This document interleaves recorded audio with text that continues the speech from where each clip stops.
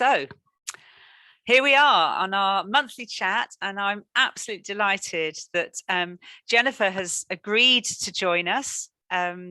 We've only met a couple of times, but we hit it off straight away. Both got a teaching background, but I won't spoil Jennifer's thunder. I'll allow her to give a little bit of an intro into who you are, Jennifer, and where you come from and all of that good stuff.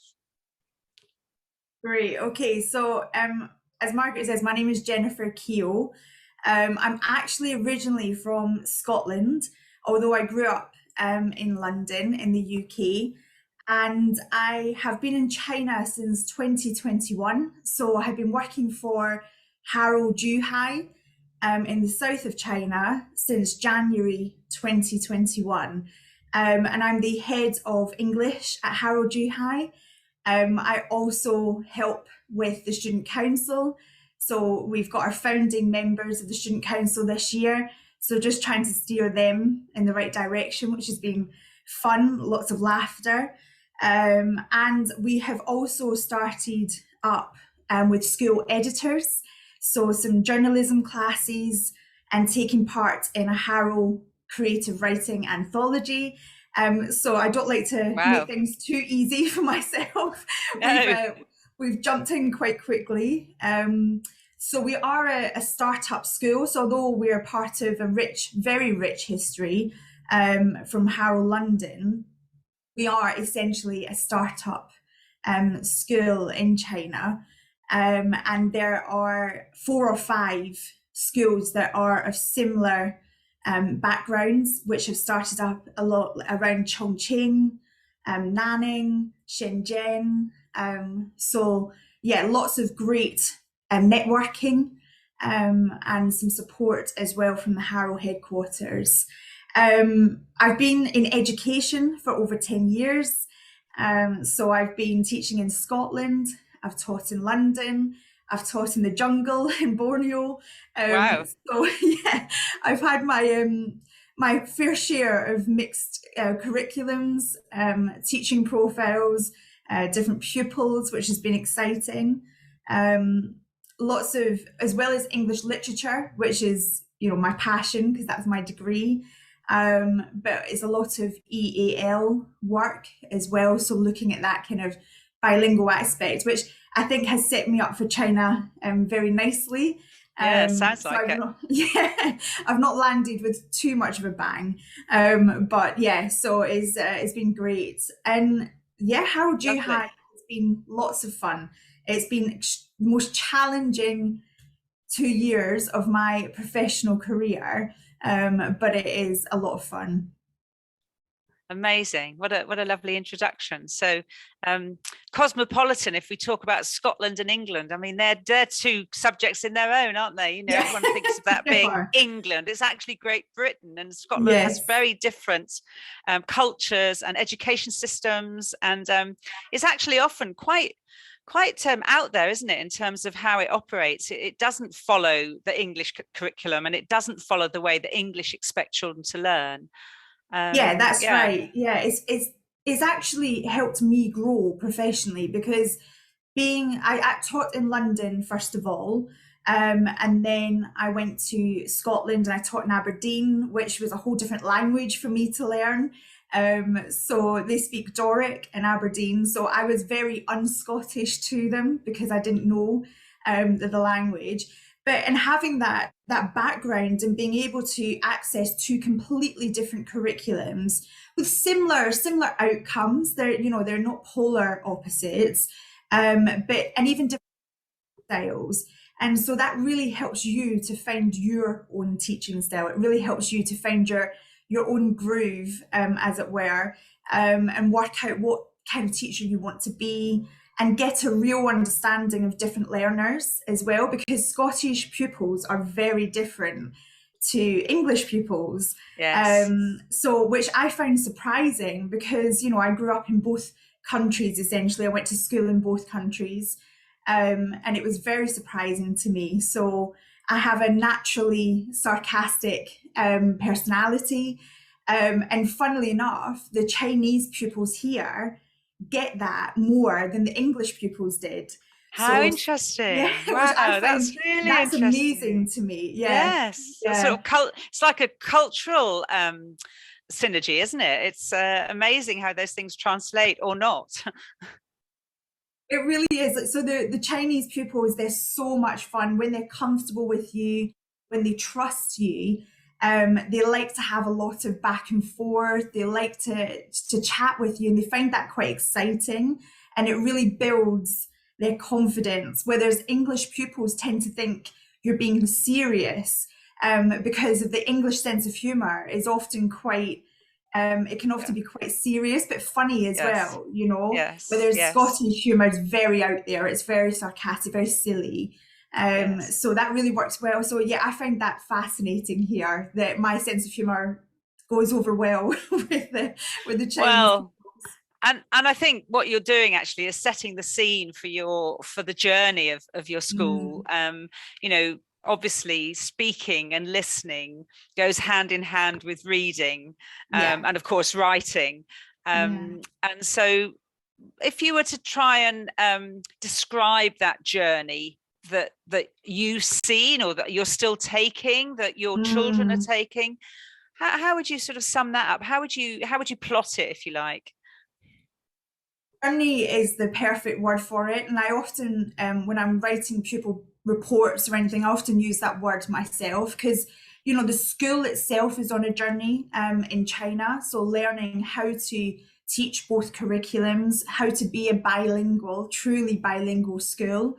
And in terms of us as teachers, so expats, you know, this term expats, and then the pupils themselves, they're all from I'd say about 90% of them are from a Chinese background. So they've all got Right. Chinese passports. Some of them are from Hong Kong, some are from Macau. And you can tell the difference culturally. There's some differences there as well. And so we really have been on a journey. Personally, I was online for 9 months. So as head of the department, I was having to build a brand new curriculum from home in the UK, trying to speak to my bilingual colleagues and trying to get a really good understanding of the pupils.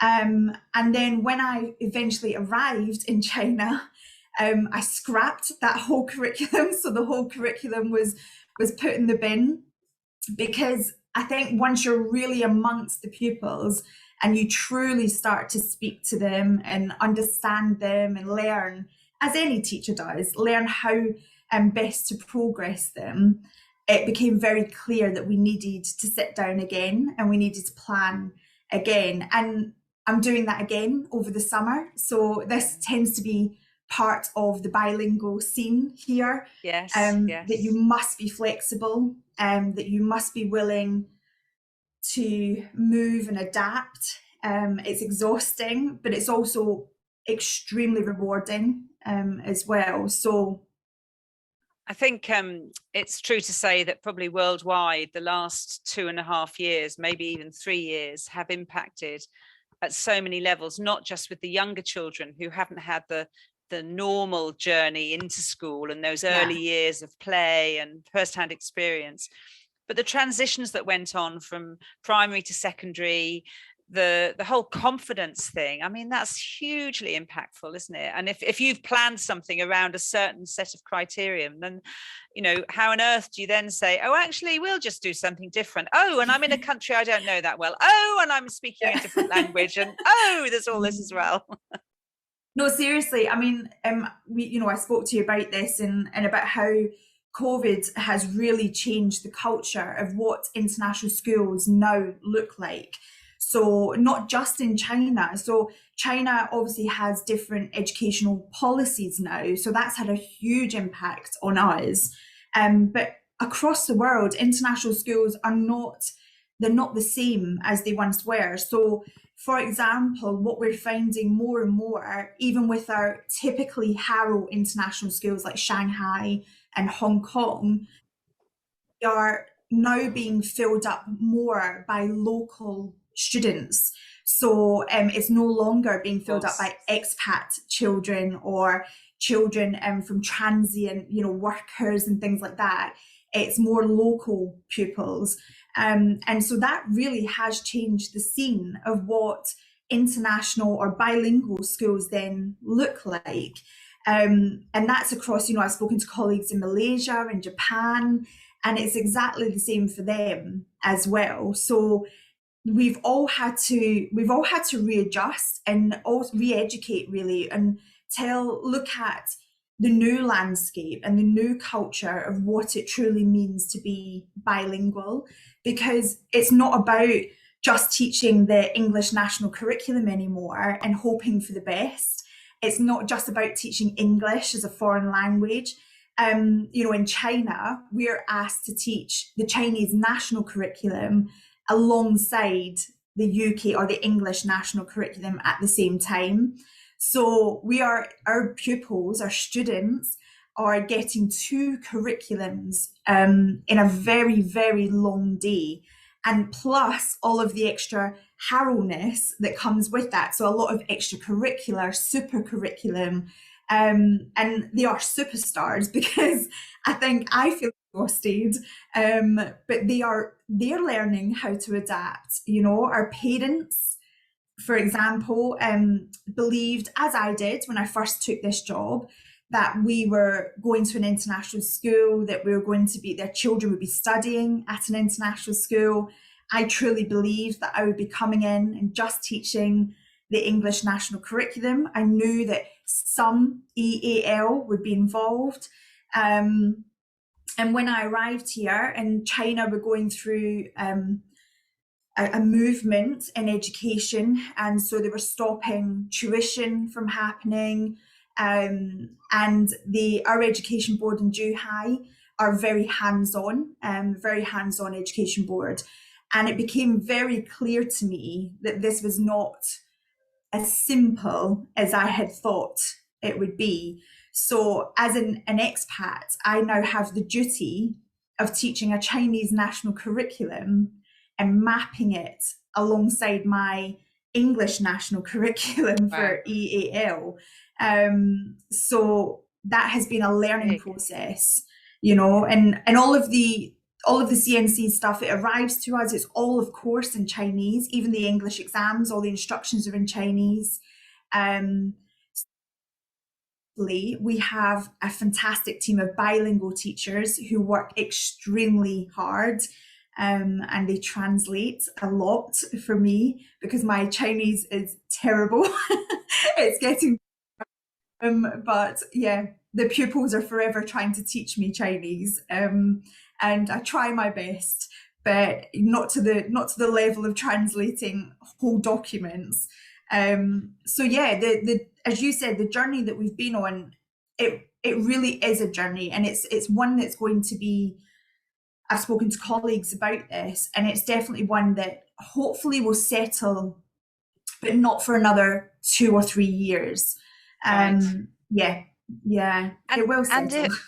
And for those of us that don't know the Chinese curriculum, for obvious reasons, and this isn't a test question, so don't be worried, but when I think of the national curriculum, it's a cross-curricular curriculum which covers about 10, 12 subjects, and obviously maths and English are dominant, with science a close third. Is it a similar sort of, obviously the content will be different, but is it a similar cross-curricular approach you see in the Chinese curriculum? Yeah, it is. So we teach in English and Chinese. The pupils are being taught maths, science, PE, and English. And in purely Chinese, they're being taught history, morality, geography, and Mandarin. So they're getting this real mixture.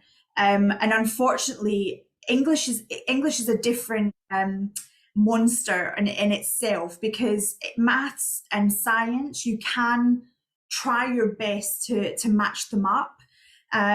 So if you're learning a skill in maths, you can learn that's transferable straight into English. Of course. So it's a little bit, again, it's not easy. It really isn't easy, because maths is actually much more advanced here in China. So the level that they learn maths, is, I mean, what these pupils are doing in grade 8, for example, so year 9, is way beyond my mathematical abilities. Oh, And, you know, and so the teachers, they're having to learn that as well. English is completely different because the CNC English, or the Chinese curriculum English, is obviously meant to be teaching it as a foreign language, so not as a second language.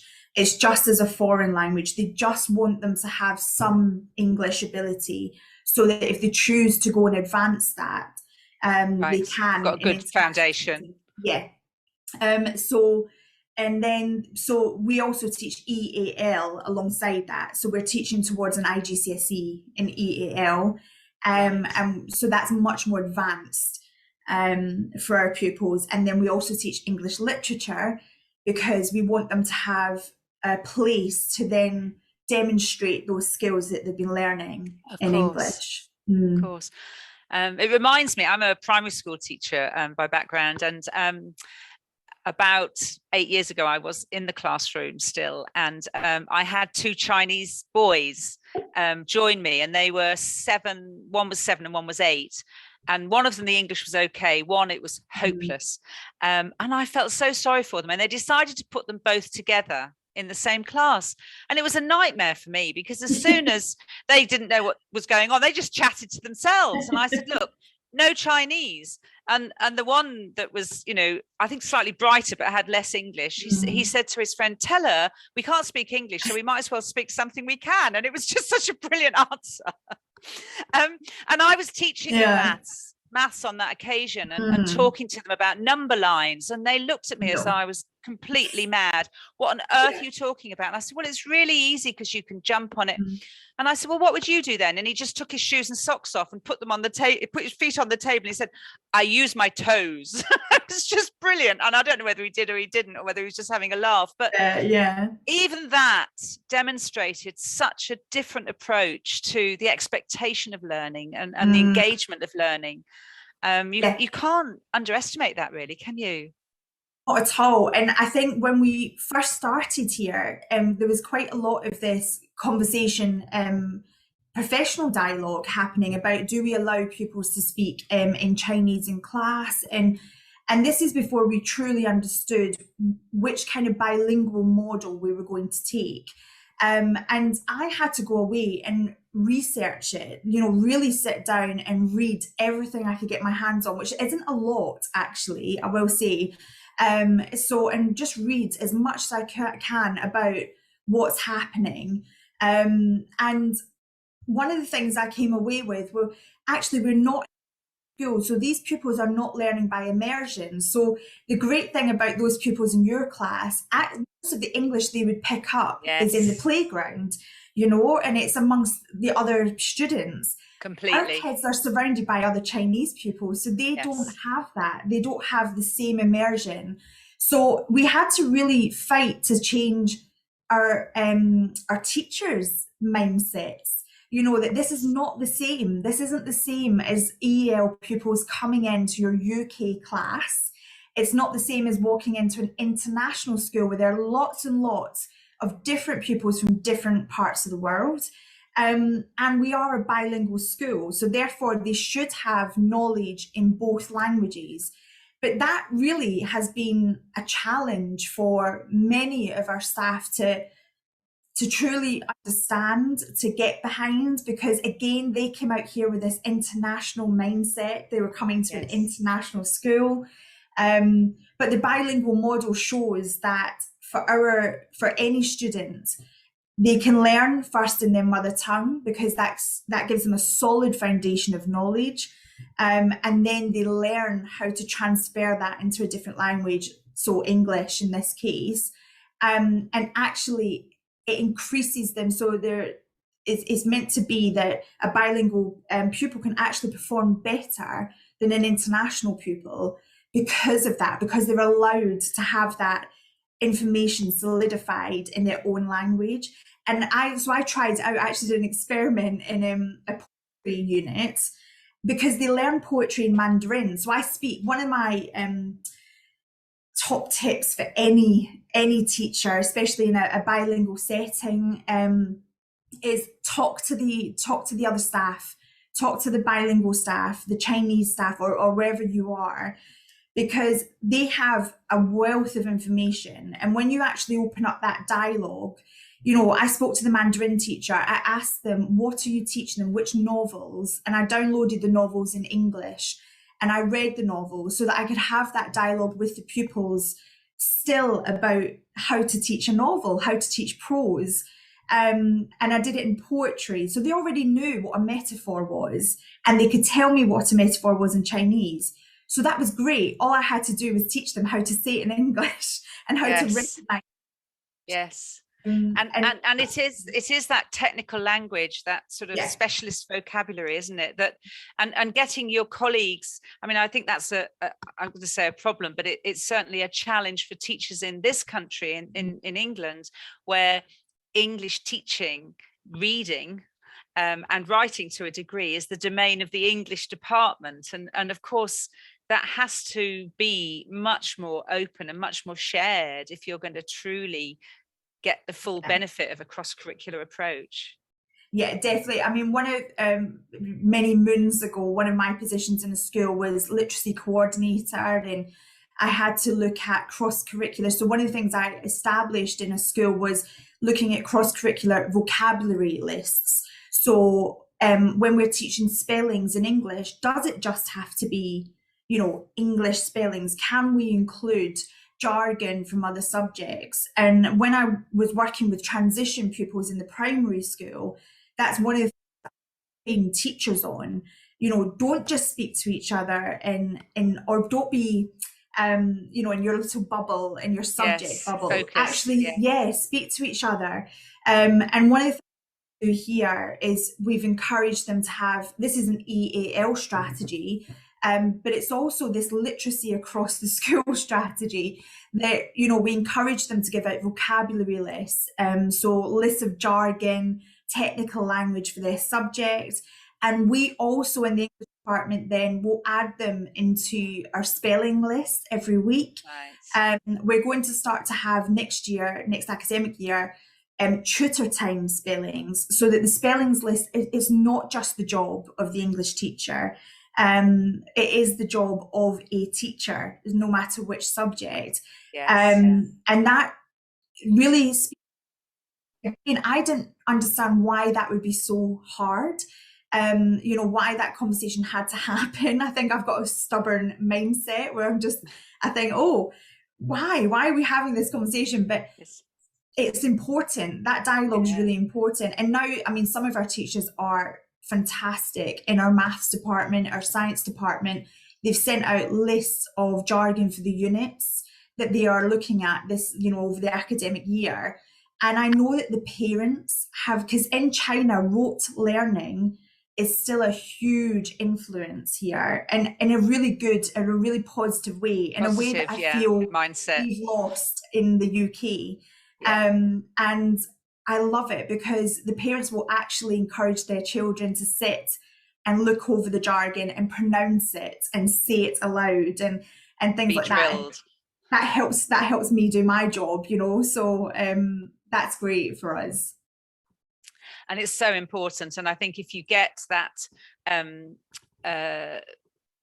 you need to have that cross-curricular approach, because if children are going to be sitting exams and they don't have that vocabulary at their fingertips, you're not preparing them for the next stage. And that's just a shame, apart from anything else.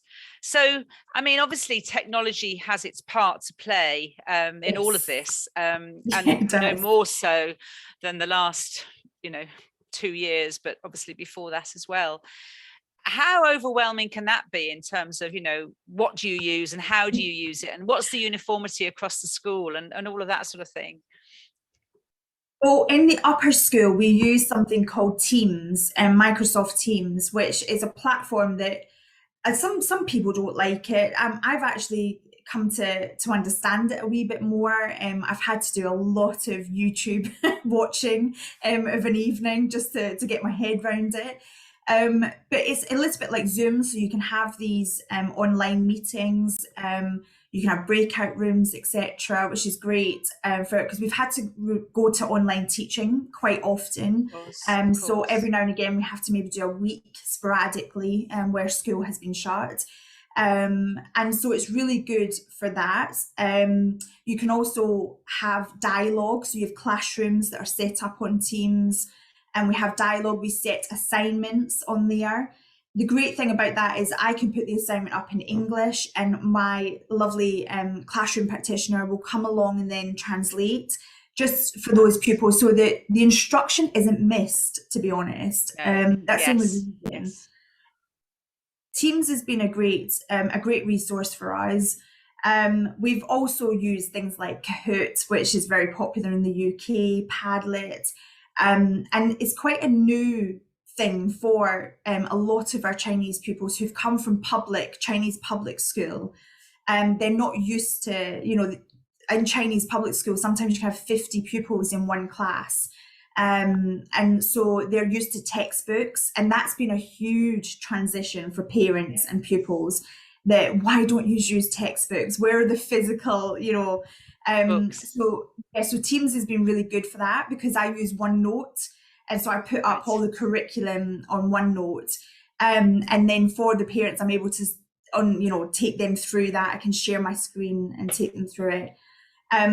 One of the things that has been great for us has been accelerated reader. So having a lot of our pupils who have not got high levels of English, and most of our pupils do not have high levels of English.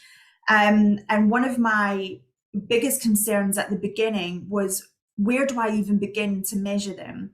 So going back to the title of this, you're bridging the gap. Now, something that as practitioners we are always trying to do is make sure that no pupil falls through the net and that no pupil is left behind. Now, in a bilingual school, a truly bilingual school, the gap is not simply they are all in grade 8 level, but some are getting it and some aren't.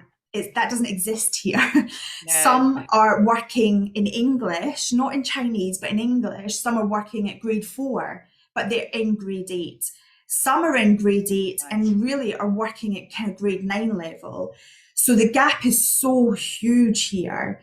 And I thought, where do I begin to even measure them? So we use GSE testing to test their technical English ability. And then one of the things that we had spoken to parents about was progressing them through reading. So reading, as we know, is extremely important for sentence structure, for language, for pronunciation, and just for building up their vocabulary. So, but I was giving out reading lists that were for their grade level. And some of our pupils, they're so lovely. They would come to me and they'd be like, "Miss, I can't read this. I don't know what it's saying. I'm reading the words, but I don't understand it." So when I spoke to a colleague at Renaissance, and I thought, Accelerate, I'd actually done a lot of research over lots of different programs, Americanized programs, which went against my grain, the spellings. But yeah, so I did a lot of research, and I was familiar with Accelerated Reader from the UK, but I didn't want to be stubborn on that. So I wanted to shoehorn something in just because you knew it. Yeah, exactly. And I mean, I spoke to Jackie at Renaissance, and she said that they're really making waves in China, which gave me confidence. The fact that it was getting bigger in China, that the list of books they were producing, and the actual platform had its own Chinese domain coming as well, which was a huge decision actually for us. So we trialed a few different reading programs and used some of our students as guinea pigs. And Accelerated Reader was, for us, a breakthrough. So it gave the STAR reading test, gave them a reading level. And I was actually able to see, okay, so some pupils are not great at speaking because of their confidence. They're not able to articulate or express themselves in English, but they can read in English. So this was a huge breakthrough for me. And it really helped me to begin to understand our students as individual learners. And once then, some of them, I'll be honest, we had to help them pass the practice test just so we could get them a level. Yeah. And once we did, so we started that before Christmas, and the pupils love it. So the competitive side of it, they're reading because they get points. Anything that we ever read in English, can I do a test on this? Can I get points for it? And I say yes, go ahead. So the data that it's given us, we've been able to really then target language practice up for our pupils. And that has been huge. And teaching the bilingual teachers about it, the Chinese staff that we have, they've got really into it. one of the teachers, thank goodness, has taken it over, and she's become totally geeked out on it. So she's that's amazing. She really, she's done me a huge solid favor, but she's got the pupils excited about it because she's so enthusiastic. The pupils have become enthusiastic with her. But it has changed our curriculum. We actually changed a whole unit based on their reading levels. Yeah. So we've used lots of different things. We have parent workshops, we have targeted workshops as well. So we use that on Zoom. And we take our parents through specific things. So it's reading has been one of them. We've also taken them through writing classes, how we write, what the expectations are at each grade. And that, again, has been a huge breakthrough with parents. And it's really helped us to progress. And I think reading is always a challenge, isn't it? Maths and writing, you can see the evidence in front of you as to whether they can or they can't. And so I know I'm going to be a fan of accelerated readers. It's a Renaissance product, but it works. It gives teachers the insight, but it also gives children the right sort of challenge. I've had children over the years that come in with the same book in their bag for weeks, it seems. They don't really read it, but they think they ought to be because everyone else is reading Harry Potter and they haven't got a hope. Whereas if they're given the right sort of zone that they can achieve and they can progress, but actually they'll enjoy it because they're at the right level. It's so important with reading. You can't force a child to read a book. They can open it. It really is. Don't get me wrong, please don't think I'm saying that every single one of our pupils have become avid readers. Children are children. We still get that one where I'm like, you've had that book for 3 weeks now. Like, surely you're... But I'll give you a short snippet, and this has been a joy for me in particular as an English teacher. I've had pupils who we don't stream our classes the same way that they're streamed in the UK. So it's not as simple as ABC. There's lots of different factors like language, academic ability that go into it. And I can speak more on that if it's helpful to any teachers, because it's something we've really had to sit down and work out for ourselves. But the pupils was desperate to be in my class, my English class. And I said to him, you're not putting the work in, and he said, give me a list of things to do. And one of them was read. So I set him a target on accelerated reader, and he began to read. And he became one of my top pupils in my class.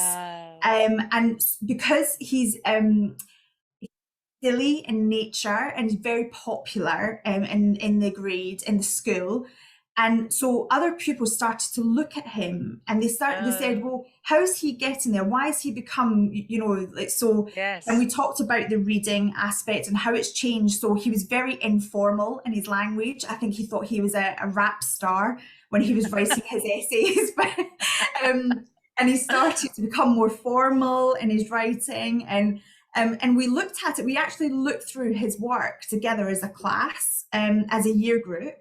And then that was it. So they all started reading, and they all wanted, and then something really started to shift in grade 8, because they started to tell me what they enjoyed. So for him, he said, Miss, you're obsessed with Gothic literature. You're obsessed with, and I didn't realize I was, but actually a lot of the books I was handing to him. And he said, he liked books about like law and, and things that happen, like social injustice. And having this conversation actually nearly brought me to tears with this particular pupil, because he just wasn't, he was the class clown, the typical pupil who likes absolutely, to laugh. because he probably wasn't engaged, and so he was finding an outlet for his energy, wasn't he? Me, and and how cheeky he was sometimes, but actually it helped other pupils tell me what they liked and what they didn't like. And they said, so can we read what we like then? And I said, oh no, I encourage you to read what you like. So they started to use the accelerated reader, like looking up if the book was, if it had how many points it was. So they still weren't willing to come away from the accelerated reader points, but and they were looking up the books that they wanted to read and reading the blurbs about them. What was the book about? How many points is it worth? And just even when we had a staff meeting not long after this incident, and all of us were amazed, and they said the dialogue that the pupils are having about reading, about books in class, was so shocking to them. And I that was amazing for me. Yeah, it was great. No, and I mean, that's what you need. You need that advocate, and it doesn't matter whether it's in sport or in school or in an office, even. You need someone to be the spark for those naysayers or those people who just think, don't know if I want to commit to this, and what does it mean, what's going to happen? Oh, well, if he's doing it, I'm going to do it too. It's sort of like, well, I'm not going to miss out. And then another sort of quick question, really, digital books. How's that played out? How did that work? Yeah, I mean, for a lot of us, including myself, I wasn't a massive fan of digital books. I like to have a physical book, but because I'm moving about so much, I started to get used to it. So one of the things, because we are a school who use devices, so we encourage our pupils to bring in an iPad or a tablet or a laptop. So they don't use them all the time, but at the beginning, because we have so many online staff, they had to have a device. So something we spoke about at the beginning was different apps, so like the books apps on an Apple product, and how to use it and how to get comfortable with it. The Kindle app, for example. And we spoke about all the different things that we could have on our devices. So I had to do some research about that. And then we looked at how to download them. There's different ways of accessing books out there. We're in a very strict educational board. So the bureau here are very, very strict, and in China in general. So not all books are allowed in China, depending on their content. So quite a lot are, though. It's not as strict as people make out, but it's you still have to be careful. So one of our members of staff, one of the things we do is send lists of books to her, and she loves it. She likes the monotony of sitting and seeing if they're available in China.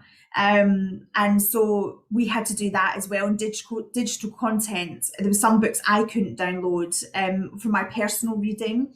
And so we've spoken a lot. We've had a lot of dialogue with the pupils, with the students, about digital reading and how useful it is. So a lot of them have now gone away over the summer, and they've got their book lists in their iPads or their tablets. So and that's been quite nice and exciting to watch, because you're just not used to it as a teacher when you get such enthusiastic pupils, and there's so many of them here. It really has brought like a new joy to my teaching, because they love reading, and they love looking at what they enjoy. They're maybe not always, because rote learning is such a huge thing in public school, it's maybe taken some of them a bit longer to understand what they enjoy, because they don't have that critical thinking aspect. And so recently, towards the summer, the digital books have been more interesting for them, because they're able to get snapshots of lots of different books. They don't have to buy them all. And they can really start to understand what it is that they like. Yeah, and also search by the right sort of level as well as genre, presumably, and get what they need. Yes, yeah, we see absolutely. this is the thing as well. Some of our pupils are such low level, so technically their books would be in the lower school library in the primary school. And it's one of my biggest things. I had a really honest conversation with the student cohort, and I said to them, you need to remember, your reading level in English is not a reflection of your academic ability. It's a reflection of your second language. Decoding, yeah, exactly. I said, so Miss Keogh, because one of the things that I do in the classroom is I will try and repeat the word in Chinese. So if I hear it, because I like to repeat it, and they all laugh, and I say, right, say it again, because it's all about tones in Chinese. And so I'll say it again. But the reason I do it is actually to create a comfortable atmosphere, and an atmosphere of not worrying about how we sound, and just trying. And so actually some of them don't mind going to the lower school library. They kind of walk in with a bit of a jaunt, and they pick up books, and they find it funny because they're very academic level. But some of them like the digital books because of that. So they don't have to show what they're reading. Yeah. So I'm sure Sally can share the link. We're actually offering Myon for our digital library for the summer period as a free download. So if schools want to have a little bit of an explore and get children to be reading throughout the summer, because they can obviously access it at home, that's just an opportunity really, to see digital books being used by children, hear them spoken, they're narrated with an English voice as well, which I think also has an impact, with everything you've just been talking about. One of the things on Teams as well, and I don't know if any other schools are using Teams, it can be quite popular in international schools, but is they have, it's called a reading resource, so where pupils will get an extract we set them, so we set it to their level, and they have to read it aloud, so they're filmed reading it, and it marks them for pronunciation, for grammar, etc., and for how quick they're reading. Lots of different data comes from it. We set that quite regularly for a lot of our pupils, and we encourage them to read aloud. And so Myon, when they've had the book read to them, we encourage them to go away and then read it aloud as well. That has helped tremendously with the speaking and listening aspect of their learning. Right. I'd actually forgotten that you have Myon at your school, so I was sharing the free. I'd forgotten, of course. That is the point, isn't it? That you're using that as a platform as well, and then the range is available. And the thing that I've found fascinating, talking to teachers across the world, is that the children gain the confidence to speak because they hear the words being articulated correctly. And with the best will in the world, there isn't always going to be somebody to do that for them. So they can be reading away. And I mean, we've all done it, haven't we? We've read a book and pronounced something like your name. I might say Keogh, or and think that's correct. Yeah. And then someone says it and you think, oh yes. Yeah, that makes sense. That makes sense. So absolutely. Well, it's been amazingly interesting to hear you, talk about with passion, enthusiasm, and actually joy, this journey. I mean, it might have had a bit of a bumpy road, but I think it's also had some really lovely, sweeping, opened avenues that, you've been able to exploit with your colleagues and with the children. Yeah, definitely. It really is there anything that you haven't been able to share or you'd like to share? Or, I mean, you've talked about a lot, so don't feel you've got to find something. But if there is anything else you'd like to add. In terms of like tips for any professional, I've said this to you before, but I felt really lonely at the beginning of this journey, despite the fact that Harrow have a very great network and they've got their own training, they've got their own CPD, which is fantastic.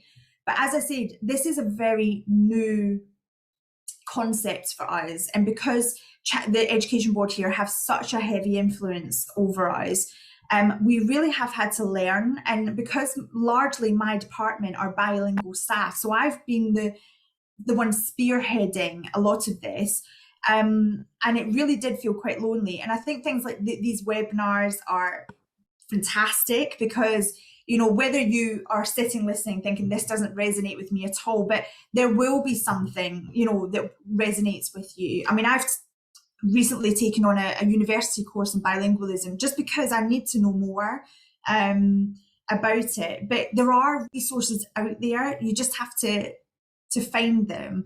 And rebuilding curriculums, I think, is going to be part of the landscape, something that we learnt by force that we were not doing.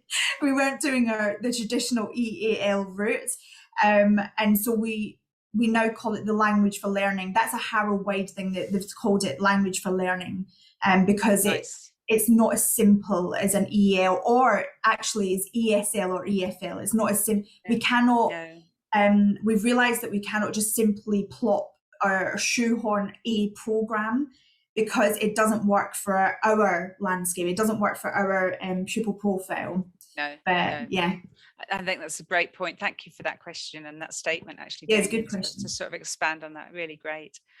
Well, thank you so much, all of you. We have overrun a little bit, but I mean, it's been fantastic. No, not at all. Please don't apologize. It's lovely when it just flows and it just happens. And we've still got a full house. So, I think you've kept people engaged and interested. So thank you, Jennifer, so much for joining us and sharing with us. No problem. There will be a follow-up email that will go out to anybody who's attended and anybody who's registered. And I'm sure we'll make sure that anything that comes back by way of questions or anything, and if anybody wants to contact you, then we'll put you together. Yeah, there's a question about Key Stage 3 I beg your pardon, I missed that. But you're welcome to contact me. I'm happy for you to have my contact information, because we might be able to help each other, because I'm doing the transition over the summer. So that's what I'm currently working on. But we do have Mandarin bilingual teachers as well. And they are vital in making sure that instructions don't get lost. So they don't translate everything in the class, but for instruction purposes, they are fantastic. Yeah. Fantastic. Thank you so much. Thank you again, everybody, for attending. Thank you for your time. Thank you for engagement. And please come back, join our WeChat community, and see you next month, or maybe not next month, because it's holidays. It's holidays. I'm sure we've got something coming up actually, and it's next week. Actually, we've got someone talking about the summer slide and how to avoid it, and some ideas. Two really super, a head teacher and a head of an English primary school. But some of their ideas are amazing to keep your children reading over the summer. So do join that one if you'd like to. Thank you very much, everybody. Stay safe.